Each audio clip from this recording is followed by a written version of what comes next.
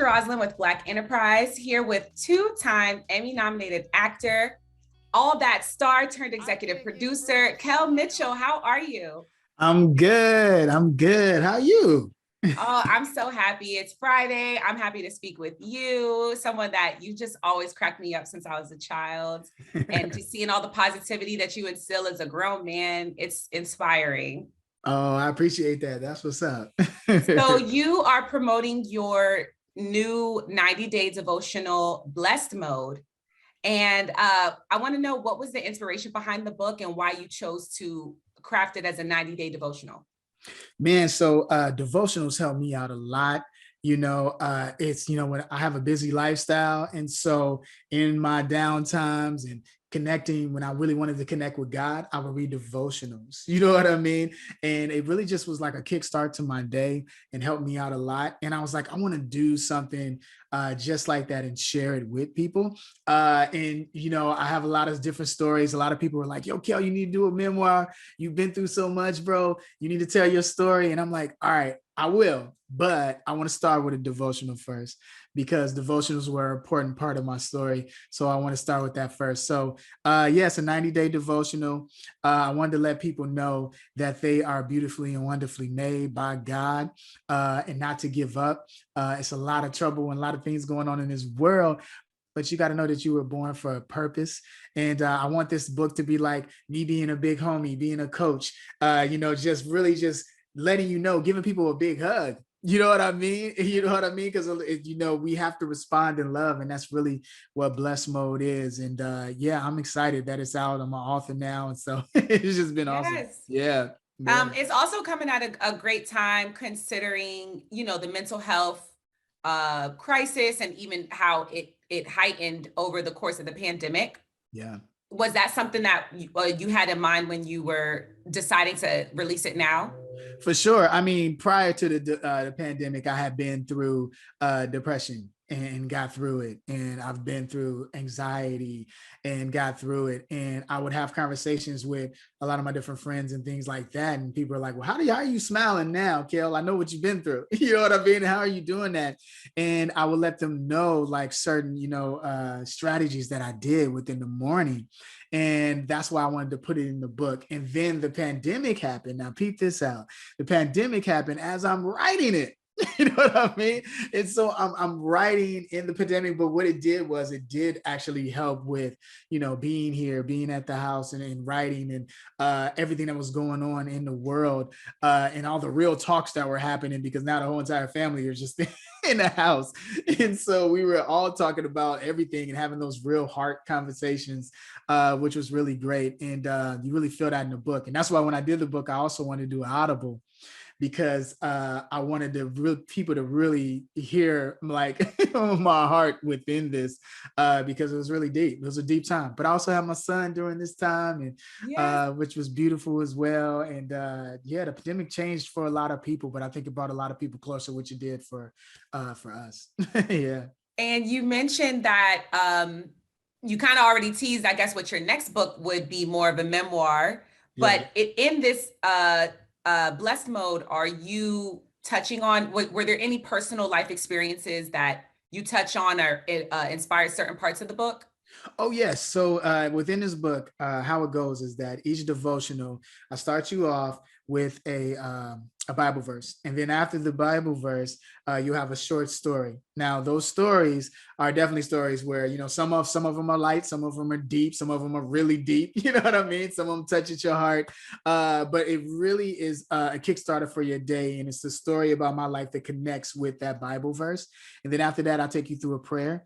And then after the prayer, one of my favorite parts where I have you apply, and it's a call to action where it's called blessed. It's called Go Get Them Blessings. And within that, I have you do something that day that go along with what you just read. So if we're talking about forgiveness that day, I have you forgive that coworker that's not so nice. You know what I mean? And you respond in love and I respond like you usually do.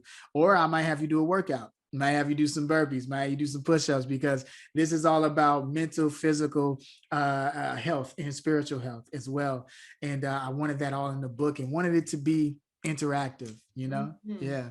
Yeah. Sounds like you really had to be yourself personally just aligned to kind of be guided on how you were going to guide the person with each devotional.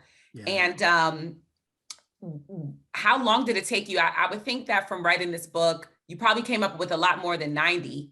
I did. How did you decide which ones were going to be in the book, and how long did it even take you to make those decisions?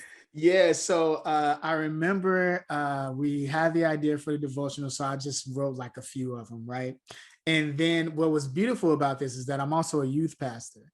And so a lot of the stories that I would tell my teens were very real stories because I wanted them to really hear my heart and let them know, hey, I've been through what y'all have been through. You know, I probably done some stuff y'all haven't done, and I'm gonna let you know how to get through it, right? And so a lot of the stories I pull from my sermons as well, and my personal conversations with them as well. And so I would say this book is a lot from the start of me being a youth pastor, which is, now I'm on my 4th year. And so when I started the book took about a year to write, you know what I mean? But then it's stuff in there from my like diaries and my notebooks and my laptop from stuff years even prior, which I just put in there to be really real about it, Yeah. That's dope. Yeah. And you mentioned your work as a youth pastor. You work at the Spirit Food Christian Center, right? Yeah. Yeah. What led to that work? Yeah, so it was really deep is that I always speak to youth. I always do that. I feel like the arts and the church, theaters, community theaters, all that stuff is important. It takes a whole village to raise a child. And growing up on the south side of Chicago, these were the outlets that really helped me, right? And so in LA, I did a lot of that myself. I would get with organizations and things of that nature like that.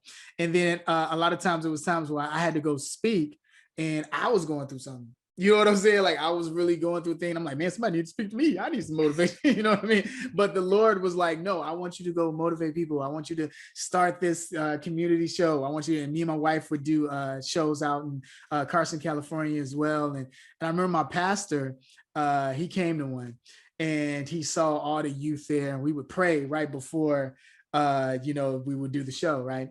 And he was just like, man, and he would always just kind of do this kind of like stare and go like, man, you have a real like God has really blessed you with it being able to talk to the youth and be very transparent.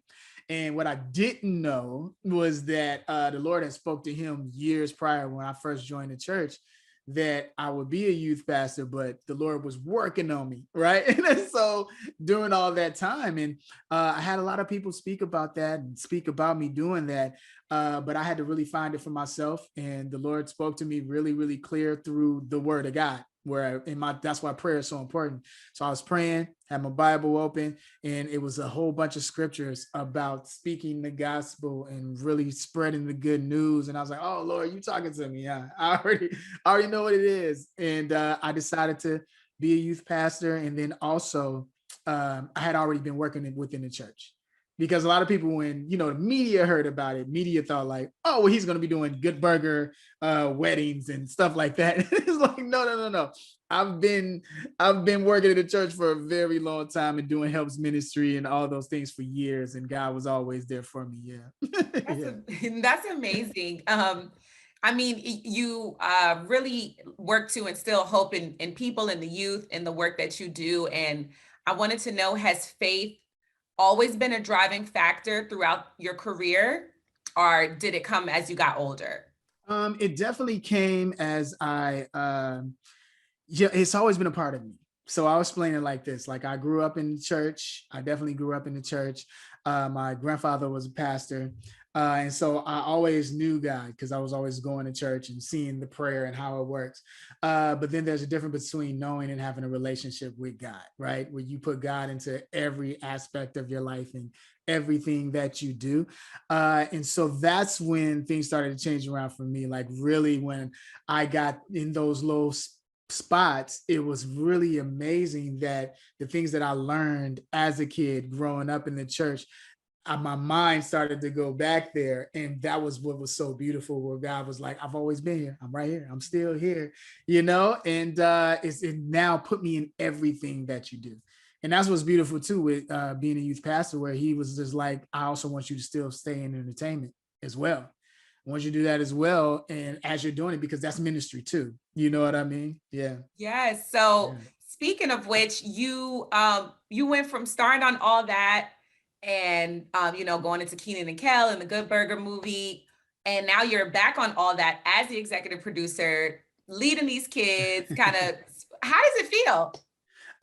It feels great. I mean, when we came back to do all that, that was a big thing. A lot of the fans kind of made that happen where they wanted it back so bad.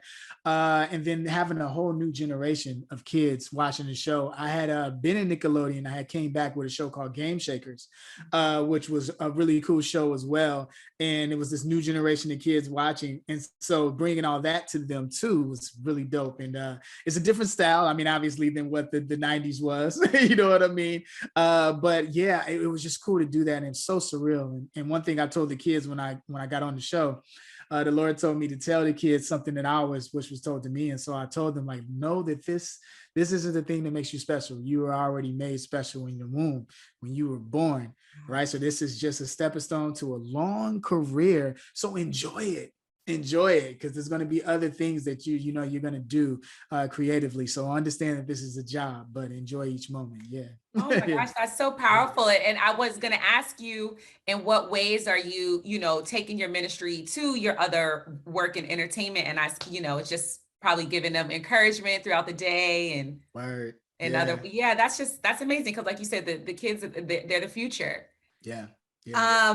And so I saw your interview on Nick Cannon's show. I was smiling from ear to ear the whole time because it was just so nostalgic seeing you two together. And even when he shared the clip of all you guys on Wildin' Out, that was such a fun episode. I remember that too. And it seems like there's just a natural camaraderie there between you and your old co-stars.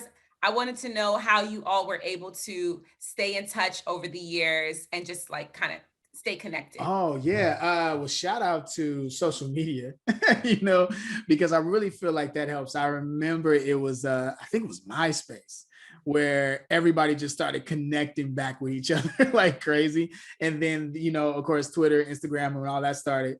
But we all just stayed in contact, and we would all see each other, and that we were all in different walks of our life. But I feel like social media like really brought us together. And then we did like a reunion. I want to say a Stan Lee's Kamikaze, and we did that. And then that's when everybody was like, okay, yeah, let's keep this going. Let's stay together and just, connect. Yeah. You guys are all just naturally really funny, great people. And when you come back together, it's just like all culminated together. Yeah. So now with your work in the church and even still as an entertainer, are you mindful of certain projects you align your name to because of just your overall mission and how you want to represent yourself? Well, one thing that I do is I still read the script. I still read it, because I feel like if there's an ending to the story that has a happy ending, or there's a understanding through it or a lesson throughout the character. So the character could be wild, but if there's a lesson within it, that's what's important to me. So I don't really just go like, no, absolutely not on that. I will read it all the way through to just make sure there's some type of lesson that you're walking away with. I feel like in entertainment, if you should do that, like it should be some type of lesson that you're trying to tell, whether it's through drama or a comedy, it should be some type of lesson. Of course, definitely. Yeah. I agree with you. Yeah. And I just love watching your social media, your videos with your kids. They're so cute. I saw your youngest started walking last month, like right before Christmas. Adorable. And with you being a father of 4, I want to, and they're still so young. Do they ever like see some of your old work and they want you to act like this person? Oh yeah. Yeah, all the time. I'm glad that my kids enjoy my stuff. You know what I mean? And they're not like embarrassed by it, and it's kind of cool to see their friends kind of go, "Oh, your dad's Ed from Good Burger." That's pretty cool, And then my youngest has me, reading to her as Ed. She's like, "Now do it as Ed. Now do it like that." So, it's definitely cool, and I love that. That's why I love working in like family entertainment, because then my kids can enjoy it as well. So yes, that's cool. Yeah. Now I know about like a little over a year ago, I heard teasings of a possible sequel for Good Burger. You guys Mhm. said it was in the talks. Is there an update on that? Not an update quite yet, but there are definitely talks. They're working it out internally as far as like legal, Paramount Productions, all that stuff. They're working it out. But Keenan and I, we're down with it. But it's so funny. The stories, like we're getting so many stories. I would love to share with everybody these different like concepts that we've been getting. You know what I mean? But yeah. I'm so excited. And just my last question, because Mhm. Blessed Mode, you're out promoting it, and it's being well received. Do you already have plans for another book, a follow-up to Blessed Mode? Yeah, I do have another book out. I might have to come back and see you though, but it is another book that's coming. But people are gonna be surprised. It's a whole different lane, so it's really cool. Oh, completely different. Yeah, completely different. But like I said, it's always still a lesson within it. My heart is in it, God is in it. So, but yeah, I'm super excited about this one as well. Yeah, That's amazing. Thank you so yeah, much for what you do. It's a true testament of just showing what can come when you just kind of submit over to God's will. And thanks. that's always a classic, timeless message that can always be passed on. We all need it at all times. Man, thank you, I appreciate.